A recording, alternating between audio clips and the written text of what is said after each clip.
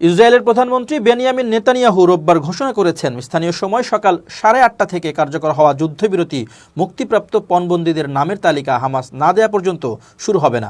নেতানিয়াহুর কার্যালয় এক বিবৃতিতে জানায়, প্রধানমন্ত্রী ইসরায়েলি প্রতিরক্ষা বাহিনীকে নির্দেশ দিয়েছেন যে সকাল 8:30 থেকে কার্যকর হওয়া যুদ্ধবিরতি শুরু হবে না যতক্ষণ পর্যন্ত হামাস ইসরায়েলকে মুক্তিপ্রাপ্ত পণবন্দীদের নামের তালিকা না দেবে। দীর্ঘ 15 মাসের বেশি সময় ধরে চলমান বিধ্বংসী যুদ্ধের অবসানের দিন দুয়েক আগে ফিলিস্তিনের গাজায় যুদ্ধবিরতির ঘোষণা দেওয়া হয়েছে। রোববার থেকেই সেখানে যুদ্ধবিরতি কার্যকর হওয়ার কথা রয়েছে।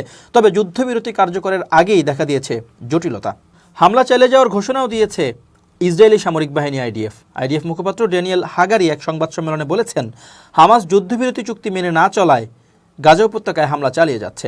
তিনি বলেন, আজ সকাল পর্যন্ত হামাস যুদ্ধবিরতি চুক্তি মানছে না এবং চুক্তির বিপরীতে গিয়ে তারা ইসরায়েলকে আজকে মুক্তিপ্রাপ্ত পণবন্দীদের নাম দেয়নি। তিনি আরও বলেন, প্রধানমন্ত্রীর নির্দেশ অনুসারে যতক্ষণ না হামাস তার বাধ্যবাধকতা পূরণ না করে ততক্ষণ পর্যন্ত যুদ্ধবিরতি কার্যকর হবে না।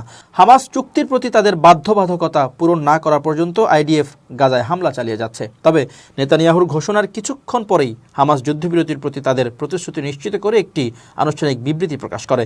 বিবৃতিতে বলা হয়, কারিগরি সমস্যার কারণে মুক্তিপ্রাপ্ত পণবন্দীদের তালিকা প্রকাশে দেরি হচ্ছে।